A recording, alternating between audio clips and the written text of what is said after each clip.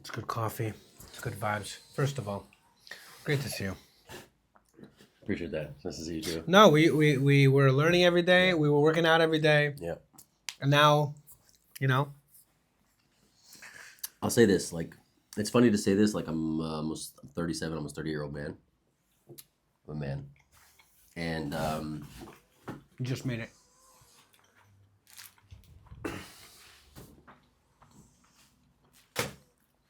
turns out, Here we go. taking a week of your life, completely changing your routine.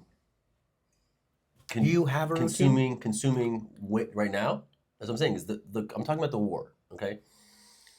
Taking a week of your life, slowing things, like destroying your routine by having your kids home, going to the bomb shelter every hour or two, consuming copious amounts more information through the internet than you ever did before, sleeping off schedule. Turns out it impacts your mental health. Weird thing. So like, it's just like coming to terms over the last couple of days of recognizing how much pressure there was on my mental, emotional, like trying to pretend like I was still had the same expectations in life versus like That took me a minute also. wow, overwhelming. It's also the second you still have any degree of those expectations is how much you're going to view your kids as an enemy. Yeah. In your life right now. There'll be an As opposed obstacle. Like a real obstacle. No, as like they're always impeding on my territory, on my space, on my time, on my focus. And the second I was like, I expect nothing from myself today. Then you're able to be present. Anything that I get done is like a matana from Hashem directly. Yeah. You could let go. I've actually, I take my kids to the park every day and I still love them a lot. Yeah. The second you just let go of that, you're like, all right, so money is the thing, though. Money is the thing. It's hard to. Money is the thing. Can't not, money is you still got to pay for those. There's still a cost in the life, so you can't go on for that long, and you have to think about, okay, well, how do I get back to kind of baseline, or how do I? No, I texted BB. I was like, dude, you gotta. No, but I can give you another week. At some point, at some point, I step back and I think to myself, okay, time out. Like, what if this doesn't go anywhere, and this is like some sort of normal cadence over the next, month? Okay, so I can say, well, I had an excuse for sleeping in because of the Rockets for, a week. It was like, okay, whatever, you're up all night a couple times a night. But if that's happening every night, dude, you can't sleep in every day, like, because they're giving you the morning off. Like, meaning you have to figure out how to incorporate that into your schedule. So that's kind of like, last night was tough. And like this morning, it was like 5 times last night. It's too much. That's what it was. It's way too goddamn much. So the kids get up in the morning. My kids are kind of like self-sufficient in the morning. And so like, it's actually like a very easy time. Like at these ages, it's easy for me to like just take an extra couple hours of sleep. I need it. But then my days get started late. I had this thought this morning as I woke up. I was like, we all watched Iran. I wouldn't say physically, but we saw the headlines that Iran kills 30,000 of their own protesters. Yeah. And we're like, wow, like, we should really do something about that. Like, you know what I mean? Something's got to change there. That regime has got to go. Let's be tactical and let's start. Like, that's a little bit of that, like, that's not something that. I woke up this morning after they sent sirens all night. I was like, it's time to open up Dimona and just drop the nuke. There's nothing left to talk about. We can only do so many sleepless nights. That's where I draw the line. That's why honestly I felt like there was a kind of a national experience of that. This morning everyone's like, nope. Okay. Who cares about them? Wrap it up, baby. Wrap it up. Oil, who needs that? The point is, if it really came down to oil or sleep, it's not even really a competition. Sleep's been on the table for way longer than oil was. Yeah, I agree with you. Way, way longer. You can't function without sleep. You can function without oil. Yeah. But the economy, believe me, the economy cannot function without sleep either. No, it can't. No, it can't. Yeah. We're about to find out about that. That's what they do. They just attack our sleep. That's what it feels like. That's what they do. Oh, listen, we're not going to sit there and try to kill them. They're not We're just going to attack their sleep day in, day out, and we're going to wear them down. You can't not sleep. They know that we won't do it to them. Like citizens of Iran, citizens of Tehran, we're not fighting citizens of Tehran. That's the problem. I don't even know who we're fighting. Funny, it's only we are fighting because they're bombing us. If they were just bombing our military, it wouldn't be fighting us. We would just be like, all right, whatever, our military's fighting with their military. All right. I can sleep at night, doesn't really matter. There might be some installations that get killed. I'm not in the army. Like, fine, I appreciate people who are in the army, but like, it's only because they come after the civilians. It was like, we're fighting them. Well, we are fighting them because they're attacking us. Yeah, so annoying. It's also one of the most like lopsided forms of warfare. It's not really warfare, to be honest with you. It's like this is so much bigger. It really feels so much smaller. It feels like they're being so just immature. It's like, okay, I know, and I know that you're not going to defeat anything. You're not going to win any type of military campaign. You're not going to hit any of your objectives in terms of moving the needle on the actual war That's what they front. want you to feel. That's what I feel. You feel. No, but that's what the Iranians. That's what the Muslims. That's what they want you to feel. Meaning What? They want you to feel that this thing is so big and so powerful and so established. And I mean, like their ideology and their way of looking at the world. Like we sit there and think about it, like, oh, it's us versus them. Okay, there's like 7 million Jews in Israel, 10 million people total. Iran itself has got 90 million people. Like there's a billion people across the Middle East that are not. I mean, I'm not saying they're all anti-us, but I'm saying is No, but their movement of what they represent in terms of Islam and like. no, I'm just saying compared to them. I know, but I'm just saying in terms of this literal war, there is no chance that they achieve any of their military objectives. You saying Israel or Iran? Iran. There are no military objectives. That's what I'm saying, and that's why it feels like they're like, all right, we're already. That's. It feels like they're already accepting the idea that there's no chance they're going to actually move the needle by sending missiles at the actual thing that they're trying to send missiles to. So now they're trying to attack something psychological or like, you know what I mean? They're already headed into like a second or tertiary front. What? What's the thing that they're trying to send missiles to? Fear. The Jewish person. No, yeah, but they are, but they're not. They're not even that targeted. They're sending missiles at us generically that they know, are going to 90+% be shot down. Yeah. Okay, so what are they trying to do then? You know what I mean? It's the fear, it's the sleep. Yeah, that's the thing. They're already at the second or third front of the war. Their goal is just to provide a force that pushes us to want to give it. Yeah, by the way, social media has done an amazing job of covering this war. Some of the memes, have you ever the memes are unbelievable. They're unbelievable. They don't miss, by the way. No. The internet is really on top of its game right now. Some of them are just amazing. The puppet regimes, I saw the puppet regime ones. What? There's the puppets of like and Trump also. And Trump. Yeah, those are good ones. We gotta stop the war. Yeah. What's going on? I've seen a lot of them where it's like basically covering the idea like how all of the other Arab nations are getting bombed for no reason, and they're all just like.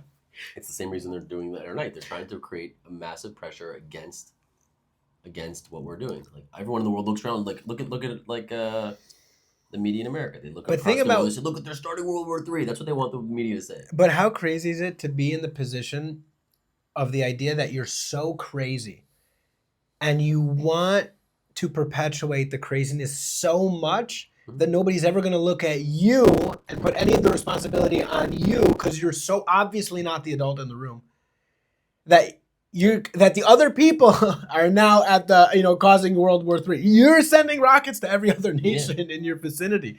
Nobody else is doing that. But no, we're the ones now. They're trying to put pressure that painting the picture that. It was the same thing with Hamas. We're escalating it. Oh, well, yeah. Hamas is already... They're not even a real country. Ideology. Yeah, but they're not a country. They're mamish, at least Iran's at least a terrorist organization. It's hard to look at the entirety of a country and say it's a terrorist organization. So the regime is a terrorist organization, but all of a sudden there's thousands and tens of thousands of people. I think that's what we're realizing is it's really not a whole country. It's just it's a terrorist regime that took over Iran. I was saying there's 30,000 protesters on the street. There's probably hundreds of thousands who are not on the street. Yeah, I mean, there was I saw a wild... By the way, how do they get that number, 30,000? To count that many people so fast is crazy. Yeah. Well, they have to be buried. Yeah, but 30,000 and how long? I'm saying they did 30,000 burials, and I feel like the protest happened one day. We had the number the next day. I think it took a couple days. Yeah. I think so. Initially, we heard 100,000, but then I think it scaled back to it took a couple days. I think. But within a week, you should be able to like Iran's got as a massive country. That's what people. I don't know if people realize. Like Iran's got 90-something million people there. Are we bombing all of Iran, or primarily Tehran? We're bombing everywhere, but I would say. By the way, you think about it like this? You think about they have a military organization that runs the whole country. So like you have to realize that there's local chapters and like you no, that's what I'm asking. Like, how there's local spread out? They're bombing all of it. They're bombing. There's reports of them bombing like police headquarters all across the country. They're just every local your local besieged headquarters all of a sudden gets bombed in like the next city over the same there gets bombed too, and then they're bombing all the. Dude, they're just destroying all the infrastructure. It's so good. Mom is crushing it. And I think they need to start wiping out people on that level. Like, it needs to be the lower level people need to start getting wiped out because they can't be that they're looking up and thinking only the top level people are getting wiped out. They have to be seeing the guys just above them getting killed too. That's the idea. And then it'll like shoftim v'shotrim. Then it'll start to actually impact them. Like, hold on a second, I'm not going to take this local position because this local position might get wiped out by the Americans. You need to make the ideology from top to bottom absolutely unfeasible, untenable, unfeasible. Absolutely something that needs to be stayed away from at every level. I think one of the Weinbergers talked about this which is like, how many are there to choose from? It's either Reb Noach or Matis, and it was like laws don't keep people from doing things. Maybe Rochelle talked about this.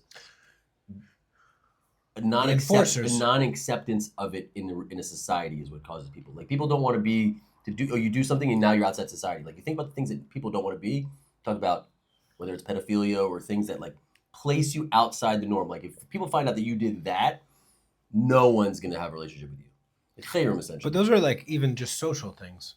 Social pressure is like what really. No, but in the parsha of Shoftim, it starts off Shoftim v'shotrim. Because those are the high levels. There's the philosophy, there's the law, and then there's the enforcers, and there's no way to have one without the other. Mm-hmm. And it's a similar way. It's like Torah Shabbat Peh and Torah Shabbat and Torah Shabbat Peh. Mm-hmm. You don't have a Torah Shabbat if you don't have a Torah Shabbat Peh. There's nothing that actually puts it into action. Yeah. You have like a translation interface. I want to talk about, though, Purim. Okay. Because this is when it all went down. That was a wild experience. That was a wild experience. We were supposed to have Purim right here. And we didn't. I think it's so funny. I feel like something that always sticks out to me in terms of COVID, just to date myself back, already. I'm one of the oldies, is that I don't know any single person that didn't have plans affected by COVID. As in every single person's life was touched and changed by COVID that they thought they were doing X, ended up doing Y. And especially by Pesach that year, that first year, everyone thought they were having Pesach X, and they ended up having a totally... there was nothing was the same. And I feel like that was the case 100% this year at Purim in Israel. Like every single person I spoke to was not doing their initial Purim plan. Yeah. Everything ended up in a little bit of a smaller or this or that, or you know what I mean? Like a little in a bomb shelter, near a bomb shelter. Yeah, and then you see all those videos come out from Tel Aviv where they're doing in these massive parking lots and there's huge parties going on. Dude, those were so... I know it's funny because like... Dude, Tel Aviv looks so fun. It was so funny because like, those were not like observant parties at all or anything like that, but I was so empowered by the fact that like they were working so hard to celebrate Purim in a way like... It was like, that's amazing. Dude, Tel Aviv does... And everyone was looking for them because they weren't necessarily publicized. Yeah? I don't know. My niece lives in Tel Aviv. Wait, but why not? If they're doing it in a bomb shelter or in an underground parking lot, who cares? I don't know. I'm not sure. I'm not sure that those were... It's still fire hazard. Yeah, I'm not sure. Yeah, I'm not sure if those are illegal. I don't know, but Tel Aviv does getting bombed right. They really know how to get bombed. They know how to have a good time with it all. I even saw one, I don't know exactly where it was, that somebody got married in a bomb shelter. Yeah. I don't know if you saw it. Yeah, I saw it too. That thing, that's probably where it started. Like, they're like, oh, dude, okay, we gotta go up a level. Like, all of a sudden, like, there's, like, your local bomb shelters that are, like, the rave in this parking lot and that parking lot. Like, it's probably already happening. It's such, by the way, it's such a firm belief in the idea that you just don't postpone a wedding. You don't postpone life. No, I disagree. If we knew that this was a week, so you can. We postponed this episode. We were going to have it last week. We have it this week. True, yeah. You do postpone. There's postpone. That makes sense. You don't indefinitely postpone life, though. You can't just say, we'll figure it out whenever. And I think but a wedding in particular, though, I've heard from many sources because in my case in particular, I got married during COVID, super complicated.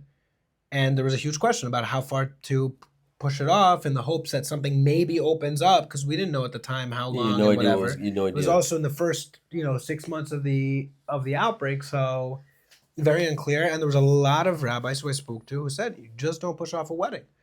I see that wedding happening in a bomb And shelter. you're like, yeah. Important. That's kind of goes back to the first thing we talked about, which is like coming to terms with on some level you don't push off life. Like weddings is a super important part of life. Like, and that's like a super because it's like the beginning of certain like adulthood life, so to speak. You know what I mean? That's when like you stop playing the game, so to speak. You get married, you start building a family. It's also like your identity and Yeah, it's like when you actually become like a real adult, and in a sense, like even in this situation, it's like just learning how to not push off life. It's like whatever. We're in this war. There's an excuse not to do this or not to do that or whatever. I don't go to shul. I don't do whatever they are. I don't have my normal routines.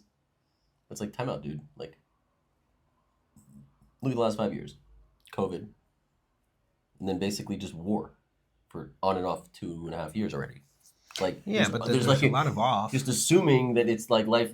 Okay, there is a lot of off, but the point is that you and I, there's a lot of off. There's people who don't necessarily feel like so comfortable. Miluim guys. That's what I'm saying is like we're not involved in the system. There's people who in and out and in and out. You don't know when you're going back, and if the war starts up again in 2 weeks, like it takes time to invest. So this is a particularly strange war, specifically for reservists, I imagine, because there's never been a war like this.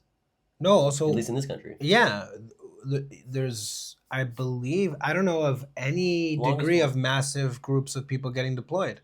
In the north, I know they pulled some of the army, but not like. You're saying this war specifically with Iran? Yeah. Yeah, I mean they it's did. Weird, but it's not being fought by humans. I mean, they are. There's the Air Force. Yeah, but the Air Force, you're not deploying 100,000 reservists for the Air Force. It's a very, very, concentrated. It's one unit in the army. But they did call it for the north, like Hezbollah. That's what I'm saying. There has been a deployment up north, but nothing like what we've seen in the past.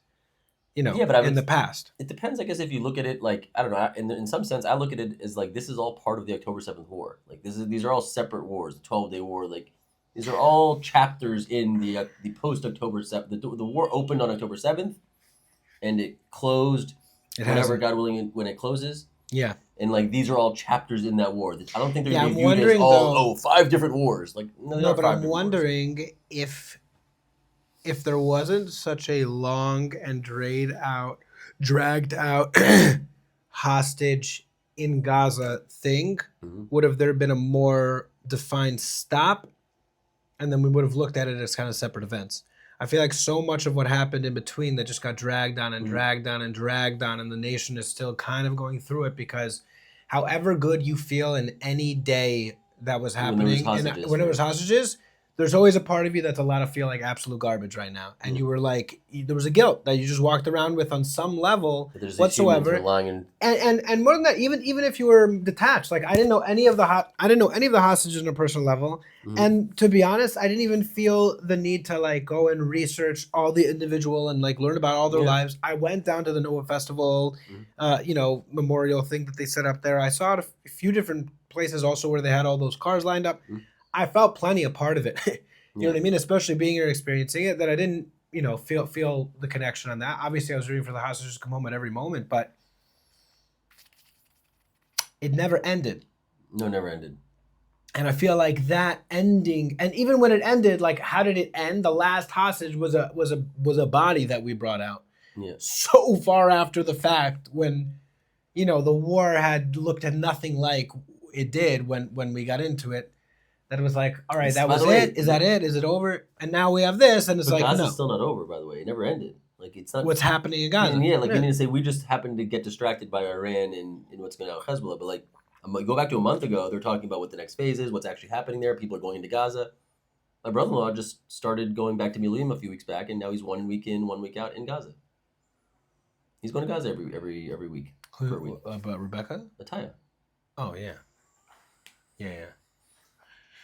There's an army base there's a massive army base in Gaza, and now they in Gaza now. Yeah, there's a massive army base in Gaza they set up there, and there's a whole deployment there, and the whole they're just rotating people in and out, and they're keeping them fresh. And they're taking care of. I don't know what their objectives are and things like that. But see, I feel like what we're dealing with also right now is it's a very complex battlefield. Like this is the show dream part. This is the implementation part. Like you fight the big battle, you destroy. But we haven't even. Level. It's not even clear the Shof team part yet, though. I don't think that there's clear even rules in place, let alone the no, what I'm saying is we took care of the high level things where we destroyed massive infrastructure. Well, I think how do we actually make this thing stick? Yeah, but it's a little bit of a different model because I think what we're still doing is addressing the high level right now in Iran. I think that that's so much of what it really comes down to. Yeah, exactly. Going back all the way to the beginning. Right, but I think in terms of the battle that Israel is really fighting, it's so complex because generally any nation across the planet, and it just cracks me up. I was just doing a little research even before. Mm-hmm. There are so many other way larger casualty conflicts happening right now in the world that nobody cares about. Yeah. There's a civil war happening in Sudan. I know about that. Right, I know about it, but like I don't know anything about it. Oh, it's crazy. The amount of coverage and media and attention that happens. Do you know where that funding for that is coming from? Iran? Yeah? I don't know any. I don't know any of the players. I don't even know. Iran is involved in part of that. Yes. Yeah. That's what I'm saying. Is they're trying to take over Sudan as a. Why is it rich in natural reserves or something? I think location. I think it's location. Look what Sudan is south of us. Right? Yeah. Meaning to say, if you're trying to create a noose around Israel, you choose the geographies, and then you start. Yeah. They're very interested in getting other people to do battle for them. They're trying to harness the. No, but it's funny. They don't think about. As far as I'm seeing, Israel's strategy. Let me think about this for a second. Yeah.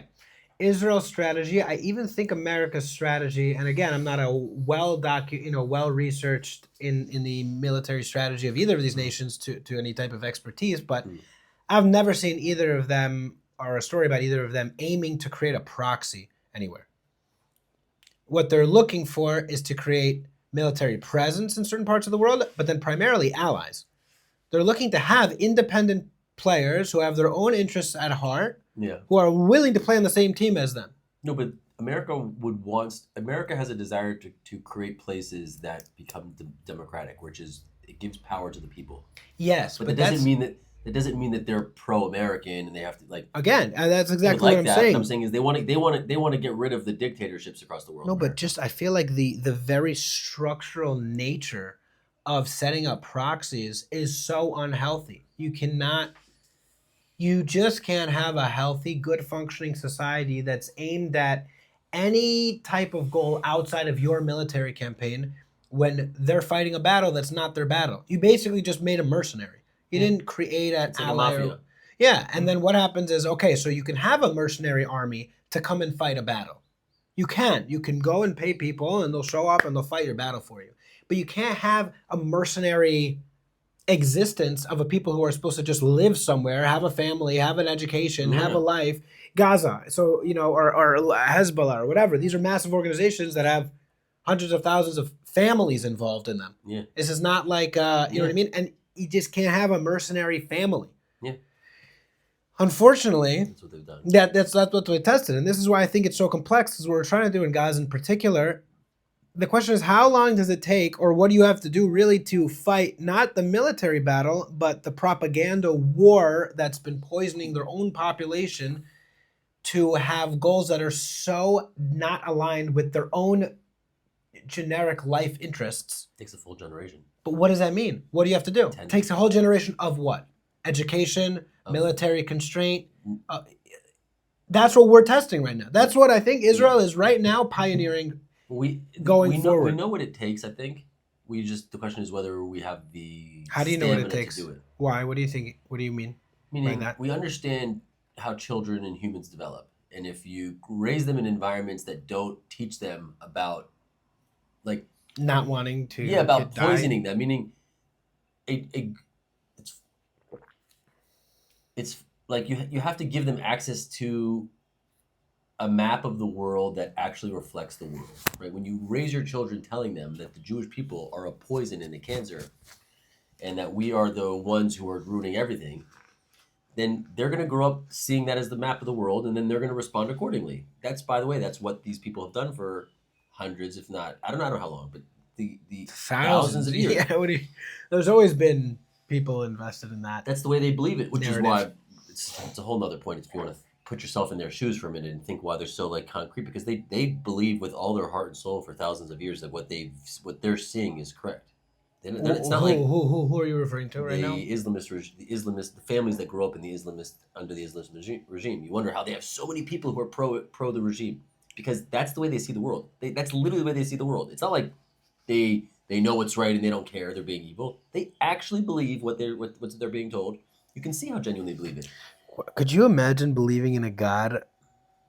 Like, they think that what they're doing, I'm assuming the only way you could do it is if you have to believe that there's a religious component to the battle. There is for sure. And everyone, but imagine thinking that a God that requires that service from you is the one running the world. Like, that's a terrifying world to be a part of. That's terrifying. I don't know if that's Islam. But that's a part of it. There's Islam. There's a core part of Islam that views that way. I think there's. I want to say it's everybody. Fine. There's people who become more modernized, but no. But I'll just. It's at the core. That's his vibe. It feels consistent throughout a lot of different Islamic, societies. But I wouldn't say necessarily, because I feel like there's a lot of things that are quoted in the Quran that do focus on peace and stuff like that, and it just feels like a lot of the people are interpreting in a way that feels not consistent with the actual text itself. So then you say... Or not consistent with how I observe it in the world. It's like, time out. You can say all these things, but I'm pretty sure, like, there's a lot of murder going on in your countries by a lot of you guys. Like, clearly not everyone agrees with that. Yeah. Like, you could... Okay, fine. I get it. You can make the case that, like, the thing that I know and the thing that you know is you can go to any Jewish community across the world, anywhere. Doesn't matter where. It's not a death cult. There's nobody. Maybe you find, there's that one Jew who was a crazy guy. Okay, yeah, we get it. The Jews are not trying to murder anyone else in the world at all. It's just not what Jewish people are doing. Now, no one can. We happen to be pretty good at it. Nobody can come and because we only do what we need to do. Yeah, but there's been a lot of need. Sadly, not sadly, but happens to be Jewish people are good at whatever we put our attention to. That's why people don't like us. Yeah, except. Okay?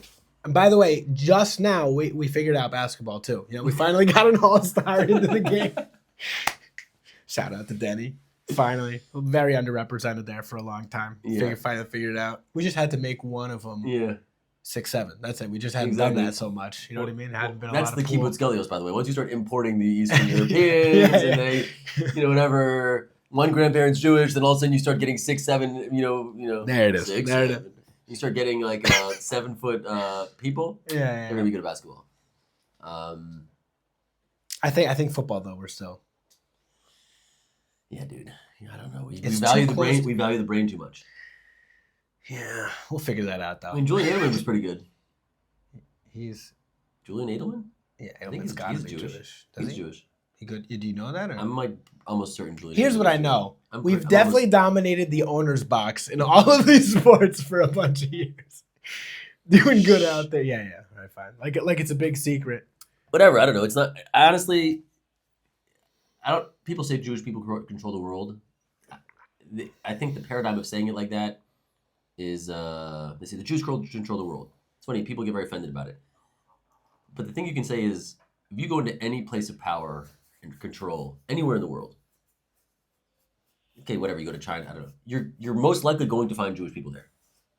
So it's not like they're the ones all controlling it together as some cabal, but for some reason, when you show up in every place of power and success and money and influence, there's always Jews located there.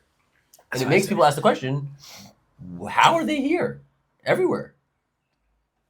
And then people start to get bothered by it. Conspiracyized by it. But conspiracy comes from, in my personal evaluation, comes from a lack of. Well, it comes from two things. A, it comes from a lack of creativity. Meaning you can't imagine. Hold on. You can't imagine how people could do it in a way that's actually honest. No. First of all, conspiracy theories are some of the most creative things that exist. So I need a different word because I think you're getting at something, but creative is not it for me. Because sometimes the stretches that people will make are wildly creative for conspiracy theories. What I mean is, okay, fine. So maybe the creative is not the right word, but it's like a lack of creativity pointed towards people doing it the proper way, right? I mean, there's no like, you don't judge, you don't don the cop's hoot, right? People start saying, okay, listen, he must not have done this the right way because I can't figure out how to do it the right way. Maybe that's what it is that every conspiracy theory is based off of one or two immovable assumptions that are obviously like this couldn't possibly. So then therefore we have to go and we have to wrap our hand around that, now figure out every other direction how he did it because he didn't do it in the proper way. Instead of just addressing it, maybe the culture produces, or encourages hard work and stabilized living and, healthy families and anything like that. Instead, let's go in every other direction. Like if an all-star showed up to my team and he was just amazing and he was just doing better at everything across the board, I'd say, listen, dude, can we sit down and like learn from you how you do it? Yeah, that's a very humble. I mean, you say, I want to grow. So I want to grow. I see you know how to succeed on a level that I haven't learned about. Teach me how to do it. And that's like, and it's funny because they have to recognize that naturally. There's a few, by the way. We also have to comport ourselves in a way that allows them to. I want to say something that I feel like is happening nowadays. I could be wrong and just not well read enough historically, but it feels like a very modern phenomenon that has not existed, which is the amount of non-Jewish, extremely outspoken supporters of Jewish initiatives and Jews and Israel. And Douglas Murray to me is like at the top of the list, but there are so many creators, influencers, and people on social media who are wildly outspoken. Jordan Peterson. Yeah, no, but I'm saying real truth-seeking people. I think. No, but it's like it's more in now to be openly truth-seeking and aiming at things and looking at and assessing it and being willing to say things like that. And I'm like, when you look back throughout Tanakh for sure, but even to like just general Jewish history, it's not common to find outspoken friends of the Jews. In specific instances, there are people who have allied themselves with it. Yeah. But then there's so many creators now that are going out of their way with no clear benefit or incentives to just say, hey, this is actually what I think of what's going on right now that align with with Jews. And I'm blown away by that, and I'm wildly grateful for it because often I find a lot more inspiration from them who only have everything to lose than it is obviously for Jewish, creators spreading Jewish awareness or whatever, which are obviously beneficial too. But it's a similar way often how I feel like the person that you can trust the most and the least is your spouse, because they have every incentive to lie to you to make you feel good because that'll make their life better also. Yeah. Like if I say like, oh, you look, you're doing great, so good, because then you're going to be in a better mood, which means that I'm going to experience that. Like, you know what I mean? I can never trust like, oh, do I look good? Yeah. I was like, she has every reason to say, of course you look good. Okay, great. It's way more meaningful to get a random compliment from a stranger in the street. Yeah, it's like, oh, dude, you're it's working today. I'm like, oh, that'll carry with me for weeks. Yeah. But your spouse, so I feel the same way about like, Jewish influencers. Of course they're going to be pro-Israel. And I'm grateful and they do great stuff. And, you know what I mean? Just a shout out even, I don't know, I feel like Zach Sage does phenomenal reporting. You ever seen any of his? No. He does very interesting things where he'll like bring... Not Jewish. No, Zach Sage is Jewish. Okay. He'll bring a lot of like firsthand people. First he'll go and ask people like, hey, what do you think about this, this conflict of Iran or whatever? And then he'll bring someone who escaped the Iranian regime to go and talk to these people. Like on camera right there. Like, okay, well, why don't you talk to this guy who just was there and ask him because he was there. Yeah. I don't know. Yeah, that's where you see people hit a wall when when their ideology hits a reality. Like all of a sudden something has to give here and, So I think he's doing a great job of that. But Dafka, non-Jewish influencers, and there's a lot of them doing just unbelievable things. And I'm just blown away by that phenomenon that I feel like in many ways, not in small part, is due to the development of social media. You're saying because it allows information to travel?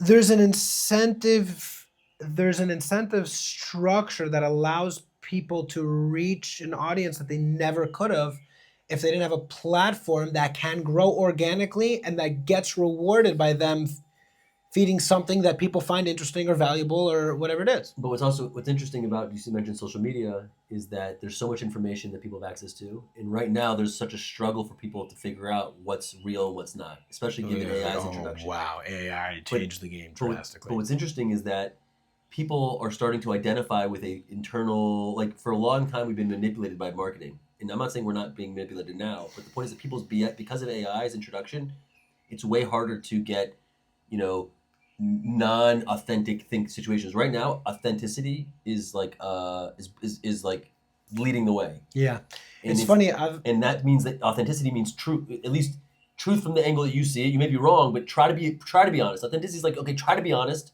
and we'll see where it pans out. And like, it's like all of a sudden people are searching for what's true, and like that's becoming the currency in the world. It's funny. Level. I don't know that everybody necessarily would have. It would have been, but that's what's segmenting so valuable if there wasn't so much non-truth. Exactly. I was like, so okay, that's the only thing I can find. So you're saying you need everything to be corrupted, and then all of a sudden a little light comes in, and it's like, everyone's like, oh, amazing.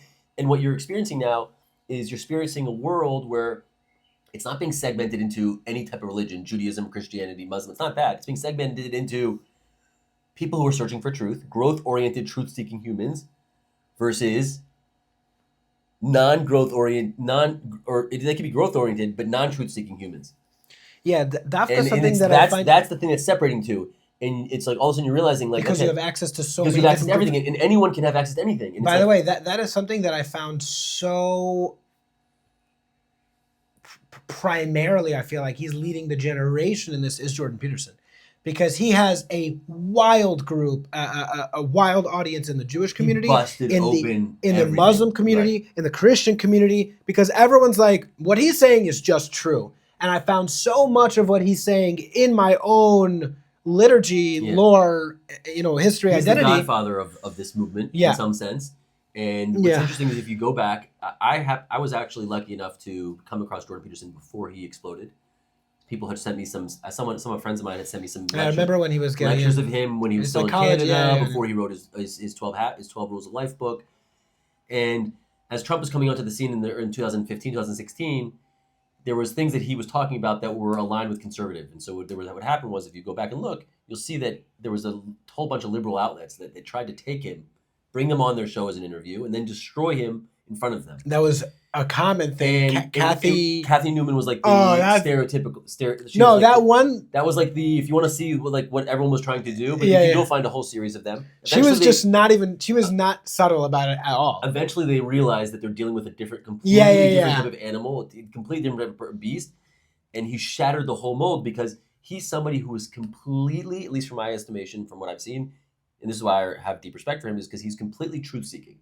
Meaning, if you listen to his lectures, he would say, listen, he brought his information to the table. He said, listen, this is as far as I've worked it out. If anybody else has information that can help me work it out further, I'll deal with it. And I'm not sitting here preaching to you. No, I want to learn what the truth is, and this is how far I've gotten. Please help me, and I'll give you. And that's the way he gives over his information. And also, I like how he often will speak, while sometimes because of his clinical research or his experience, he'll speak in very final terms. But that's only when the evidence is overwhelmingly pointing in a specific direction about child development or things like that. But what I love about when he's talking about broader philosophical ideas, he's describing almost everything with an introduction of like, okay, it's something like this. Yeah. And that already means that we're about to enter into a exploratory thing. I've got a bunch of this worked out, but it's not like definitive. It's not like here's the absolute. Yeah. This is what I can make of it. Maybe let's very inviting. That's very inviting. It's and I think that you can see just how much people were seeking for something like that because he exploded. His ability to articulate complex ideas in simple ways that reflect such a broad range of people's experiences is unbelievable. But I think he gets better. He's pretty ill right now. Yeah, he often every few years I feel like. First of all, it's a crazy thing that a man who leads that energy in the world, like, meaning his body's having trouble. I don't know what the mechanics of it are. Like, I can't tell you the science behind it. I've seen other people, great people in the world, who have amazing truth that they bring out, and their bodies just fall apart.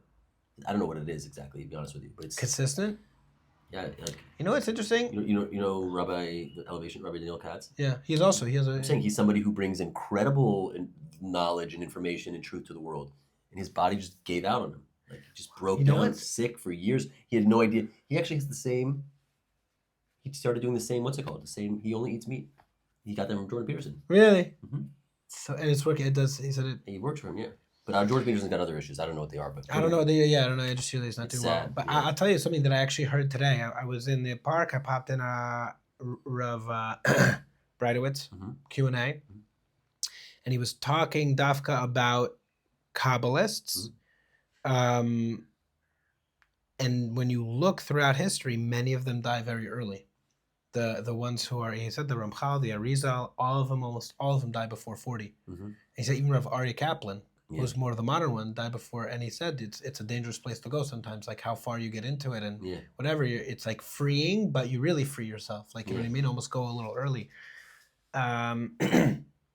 But whatever, obviously not the case across the board, because the people that we were just talking about are older than 40, but I don't know, it's just interesting that I was listening to that today, literally today about it, even though it's one of the older ones. No, but Jordan got sick. He's been sick for on and off though for a long time. Even before he became famous? Yeah. And also his daughter and whatever. It's parents, it's in the family. It's like he talks about it quite a bit. But what I want to talk about a little bit is also kind of the personal experience of Purim here, how it was in the end, and also just what it's been like throughout the war for you. Also, we haven't, like, obviously we're talking to everybody here on a podcast, but we also haven't had, we haven't been in touch that much. Purim was actually, it ended up being, it's nice. I mean, I spent time with my my sisters and my parents, which was a nice experience, kind of low key. I think kind of once you shoot all expectations out of the sky and you kind of just like, okay, guys, let's just get together and have a Purim Suda and like whatever, like who cares about all the details of it, right? It actually kind of opens the door for anything to happen. Like you said, like you kind of remove expectations. And we're building this thing, but obviously we had a lot of expectations of what we were trying to do and what we wanted it to be like, and you know whether it would have been that way or not, we would have found out. But once we kind of just wiped the slate clean, it was like, all right, well, let's just get together. And I just picked it up. I don't know. I had a feeling about it. We have under 10 minutes until we have a siren. Oh well, probably. Most likely, yeah. Probably. Let's see what happens. So you'll have to run to go to something. So annoying. This is actually a perfect segue from the conversation that we're having. Because and like whatever. So the thing is that obviously there's always everything you do is always like, okay, well, let's just get started in it. It's like what's funny is it actually reminds me a lot of like the initial stories of when the Jewish people were like when Moshe was born, because it was like the men were like, listen, we're not going to start families because they're just going to kill them all. Amram, yeah. Fine, Amram. But it was like it's hard. We focus so much on the results of things that like, where's this going to go? You're like, okay, don't worry about it. Just get started. Just like sit down, get started, do your thing, and like whatever. So you felt like that on Purim. I feel like that now in these days. It's like just being more. Don't be focused on how the day is going to go. Just okay, have a schedule. Try to start. Try to get back to it. Just keep trying to be present. Keep trying to get your back into it. Like keep track. Like don't worry about it. It's going to be hard. You get knocked off every hour, every 2 hours, every 3. Maybe you'll get lucky. You'll have a 6-hour day where nothing happens. Maybe you'll have a whole night's sleep that you don't know. And that has happened. Like, especially at the beginning of the war, by the way. You have to sharpen your willingness to start things and try to stay on track. It's way harder because you have to keep starting again. You don't like Atomic Habits talks about like habit stacking, which is like you put one habit next to another habit with another habit, and then you link them together, and you get started on one train. It kind of leads you through. This is like interrupt, like, and it's like you have to keep willing. Okay, let's start again. All right, let's start again. Let's just okay, whatever. We're just starting again. Like, who cares? Like, I'm gonna have to start again. How many sirens do you think that we've experienced in the past 2 weeks? 80. 80? 80, 60, 70, 80, 90. I'm feeling like we're maybe averaging 5 a day.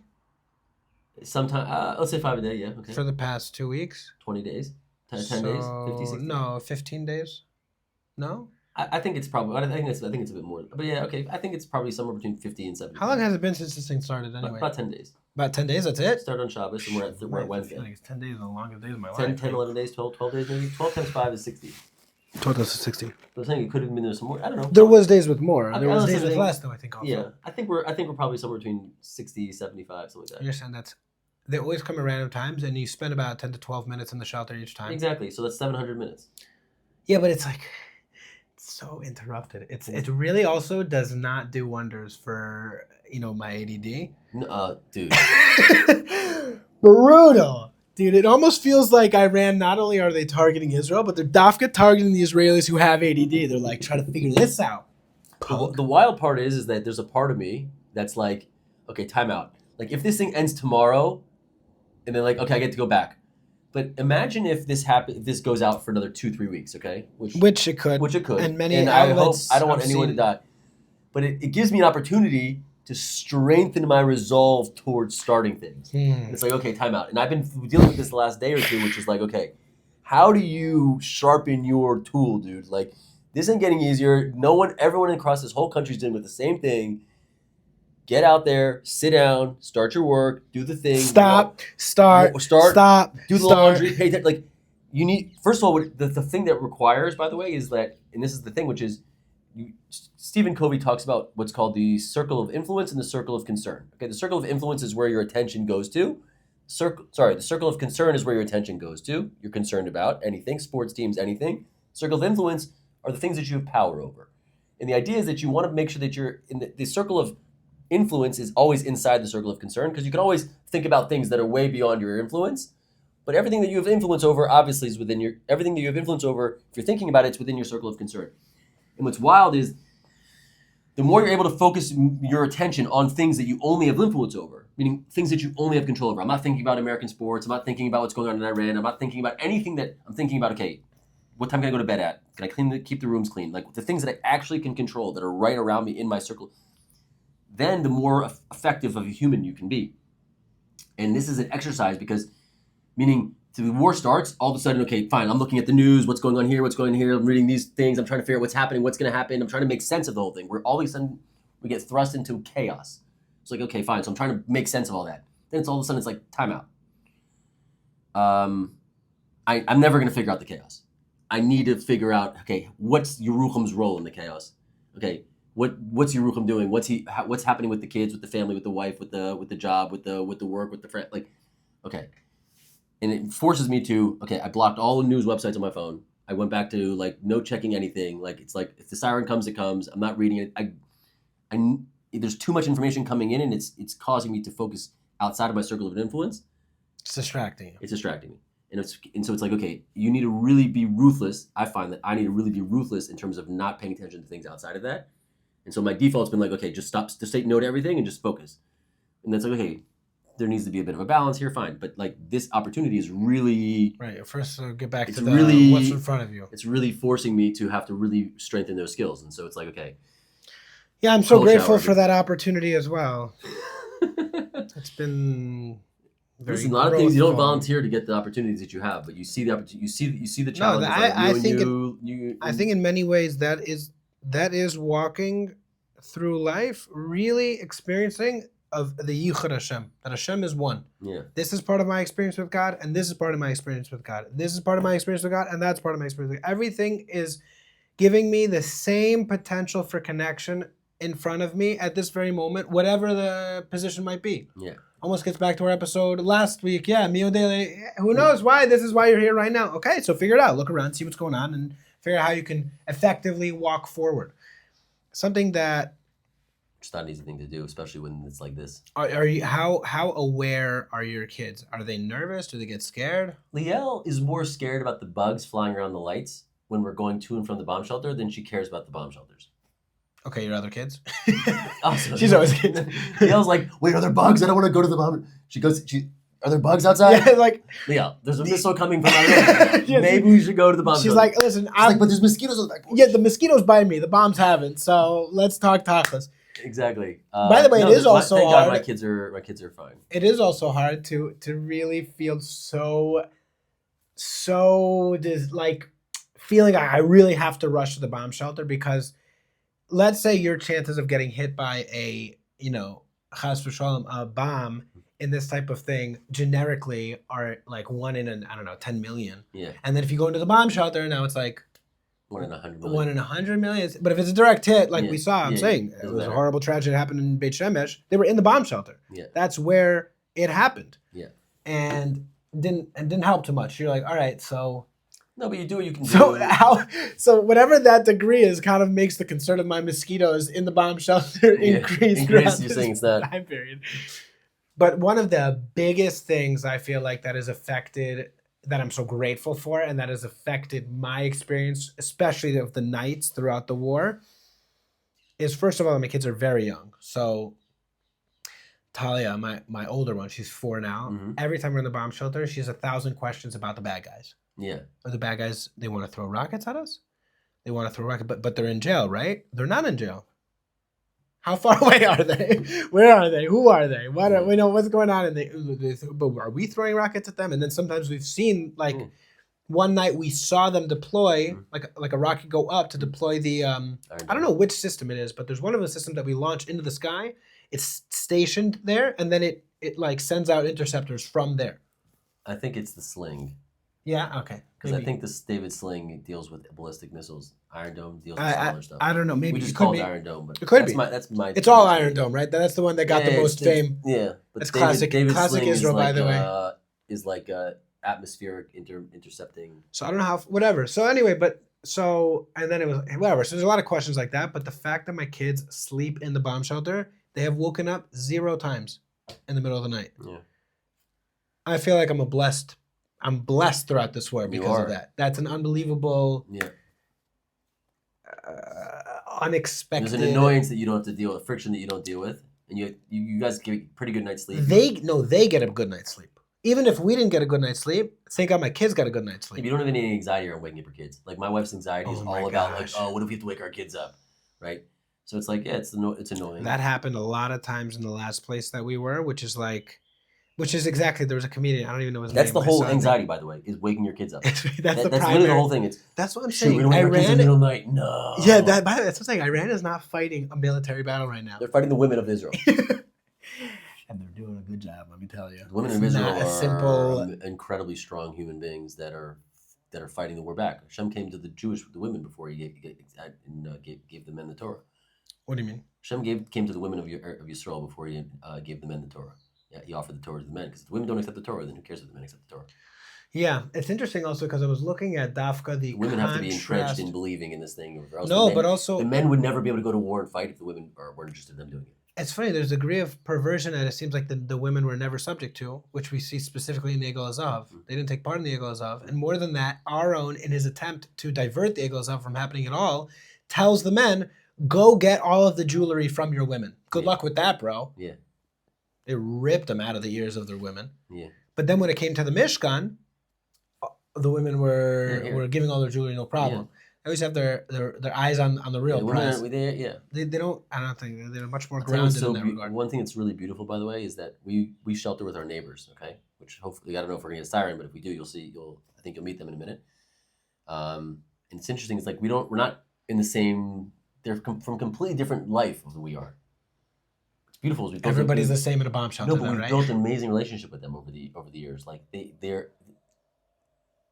Okay, so that's not. We hear a siren happening, but it's not in Rehovot right now. It's not in Rehovot. You want to see where it is? But it could be. It could be right. It could be happening. Yeah, it could be in 10 seconds. Within the next 10 seconds, it'd be a wild way to end this episode. It's probably in. Just click on it. No, I see where it is. Ayan no Gimzo. These are. I want to see the map. I want to see the map. Oh, fine. Just go back. Yeah, I know. Click on that. I'm gonna say that's not us. That's not us. Can you see that? How's that not us? Well, I gotta zoom in. Hold on 1 second. Rehovot. This is the last 24 hours, Zach. This is just right now. Okay, oh wow! Yeah. It's right north. It's really. I don't know if you can see that, but this has happened many times, Dafka, where literally one town north of us, Nes Siona, is getting hit, and we're listening to them get hit. And they're not getting. Yeah. It is changing. They're at the edge. They're at the edge of the perimeter, and we're a little bit outside the perimeter. So we're of what? What perimeter? It happens. Meaning to say the rockets are being shot probably. Yeah. In the they're center. All in the center, and we just happen to be and then below that. They have a radius around where they're going that gets sirens. And by the way, I feel like in many places, even if you were at the town over, you'd still run into a bomb shelter. Like, it's not common. In Israel, nobody does. There's people walking on the street now with their kids in the park, I guarantee you nobody's going to a bomb shelter. Because we right trust now. the system. If We've been if there- trained. If there was to trust risk, the if there was system. risk here, there would be would be a siren. Well, there would be a siren, A and B. Yeah. If we felt like their sirens weren't accurate enough because these things could happen, even in places that don't have the siren or near sirens, also we would have been. This is what probably 250 sirens in the last 2 years have done. Right, probably 250 sirens, at least. In the past 2 years, 200, 150, there's 100. First of all, that what happened on October 7th was really a lot of sirens. Yeah. But I was in Jerusalem there. I didn't get hardly any. What's beautiful? So just finishing up, what's beautiful is that we spend all this time with our neighbors. They have no relationship. They didn't grow up affiliated with Judaism at all in Israel. Like zero affiliation with Judaism whatsoever. Like. In fact, there was a little bit of like a standoffish when we came here because, like, oh, you wear tzitzis, you wear kippah, like, who are you? Like, I don't trust you, like, and now like they love our kids. We speak openly all the time. She sends me articles. I send her stuff, like, because we're both truth-oriented people. We're sensitive to each other. Like, neither of us are sitting there trying to offend each other. And there's things that I think about that she doesn't think about. There's things that she thinks about that I don't think about, and we talk to each other, and like it's like, especially local Israelis. And totally it's like all of a sudden, like we're like friends and family, and she gives my kids treats, and we go over there, and like her and my wife have become friends, and like they're much older. It's an older couple, like they're in their late 60s, early 70s already. They have a son our age who lives at home.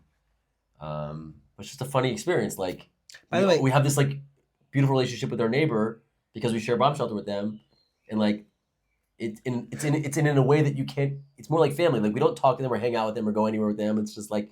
We just spend time in the shelter with them. When there's rockets, that's when we spend our time. The most fear, like it's middle of the night, everyone's in their pajamas sleeping, and then you're most vulnerable. You're most vulnerable. Yes, the most vulnerable times you're sitting together with those people again and again and again and again. Yeah, I would say that's the one downside to having a mamad in your own home, is especially as an oleh, is that you come here and then you're all in your own head. No, by the way, when the war broke out, you're all in your own head and you're in your own thing. You don't know how scared to be. But when you're in a group shelter, even though it's more annoying to get there, when you're in a group shelter where you're around a bunch of other Israelis who've lived in here all their life, you can kind of gauge how nervous you should be. And you get down there and everyone's making jokes. By the way, more than that, when the war broke out, I was in Ramat Beit Shemesh. Yeah. And everybody was on the street. It was Shabbos. Yeah. Everybody was on the street, walking around, doing whatever. Mm-hmm. The second the sirens broke out, everybody just ran into whatever building was closest to you. Yeah. And then either you went into the miklat, or people were like, come to my mamad in my house. Yeah. Like, you're just writing and taking people off the streets and pulling them into your house. Yeah. It's unbelievable how much, when push comes to shove, we really do show up for each other. Yeah. That's an unbelievable thing, because I feel like what often I think anti-Semitism doesn't appreciate is how essential the role they play in bringing Jews together really is. Yeah. It's just... Nothing does it better than that, in an unfortunate way. You know what I mean? I wish it was the economy, or I don't know, projects and stuff like that, but few things have proven more effective. So then you look at Hashem, how come everybody, he's like, listen, it works. Like, you know what I'm saying? I don't know how to get you guys in the same room unless I'm throwing some rockets. It's kind of funny because, like, you think about what we were so split for a while, and like I remember what Rabbi Katz said right in the beginning when the war started, and everyone's like, when are we going back to normal? And Rabbi Katz said, guys, no, let it take time. Real change. This is different, time. Yeah. Like, if it's going to be real change, it's going to take time. Let it be effective. Let it go to the end. And the last 2.5 years have been, I get it, painful in all the different areas, no doubt there, but the unity, growing pains, the unity that it has developed in this country around people and relationships and the friendships and you have so much in common with everyone you meet, and then like it's just like everyone has such mutual experiences. You realize that you're all living, like all of a sudden the Iranians start shooting, we start attacking the Iranians. There's 100% unity in the country. Like, that's incredible. Not 100, but yeah, 98% unity in the country. There's no one who's willing to stand. There is. There's nobody who's willing to get out and protest the Iranian. There's people protesting it. Yeah. By the way, another small influencer I've seen videos my wife shows me sometimes of Hadar Mukhtar. She goes around at these protests like, oh, why are you thinking, and people are like, no, this is not a tzodek war. This is like a war that is anti justice, a non-just war. Wow. That's also, by the way, only Jews. It's funny, like they're trying to tell you that you guys aren't the right ones. But it is overwhelmingly unified because of that. There's something I was thinking about, and maybe this is kind of touching on the topic, and we can kind of wrap up, which is like mentioned that I was thinking about Geula, or not Geula, Gullus, and like what the role of Gullus, like exile, plays in the development of Jewish people. And I'm It's the primary one. What I'm saying is like, but what does it actually do? And like, what's the mechanism of Gullus? And it's interesting is because, meaning on a high level, my understanding is that like, we live through societies, right? We go there, and by being there, living through it over X amount of years, the differences, first we learn the differences between us, our identity becomes more clear through the process of like being there, and like, oh, this is us, this is not us, this is this. And we can start to see what separates. And the painful part of Gullus is that at some point, once you've learned the lesson, there's a split. You no longer belong there anymore. It's the differences start to become clear, and the actual thing starts to push apart. What's interesting is that we talked briefly at the end last time about, the people on the conservative party in America, or even in the world, who are becoming very very skeptical of the Jewish people in Israel, and they're trying to create a difference between Americans and Jews, and it's like it's a very intentional thing that's being done, and it's not necessarily that any given thing and why they're doing it and if they're anti-Semitic and things like that, but if you just take a step back and view it from like an observational perspective, you're seeing a part of the American exile, whatever that means, telling them it's time to go, is trying to separate themselves from the Jews. They're trying to say you guys are different than us. Yeah, but Dafka, you guys aren't. You guys get like, and I think Americans are really starting to feel that. No, but I feel like it's way less common to find moderate conservatives who have that position. Much more commonly, you get serious conspiracy people who from the right who are doing that. They end up, there's kind of like almost a third group that has formed in that regard, consistently doing that. Like, you don't just have a person who's got totally consistently moderate views on 99% of things, who just feels, who's all of a sudden in on like Jewish conspiracy in general. What I've seen is that people who are spouting, whatever it is, a lot of the Jewish conspiracy stuff are also off the rails in a lot of different directions, in a lot of different things. Maybe true. I'm not saying that's not true. I hear you though. It's still a popular thing that's happening. It's growing popular, and you hear it everywhere. And listen, if the guy on the block is not like the average person in America isn't the most moderate conservative human anymore. That's not the country they grow up in, especially with access to all this information. And there's a lot of young Americans, white Americans, who are... Why white? First of all, Americans, I think this sound whatever, but America's primarily white. Primarily white. You just said, yeah, but I'm saying it. I'm saying it's just like young people more or less. Well, because I would say predominantly Americans, the young Americans. You're saying the non-immigrant. You go back to 100 population. Yeah, like meaning there's the black population that they view themselves as African Americans, which is not the same exact thing as Americans. Like you wouldn't say that African American growing up in America has the same upbringing as an American. My parents. No, that's the thing. Just immigrant populations in general. No, but the African Americans is one segment of American, which I would still call Americans, but it's more predominantly the white Americans that are like, hold on a second, like. Maybe, I don't know. I feel like it's more an age thing. That I feel like it depends how influenced they are by the information that's around them. It just feels more consistent in terms of. To me, it feels that it's a white American thing. The anti-Jewish thing. Yeah, I don't know. I don't know about that. Anyway.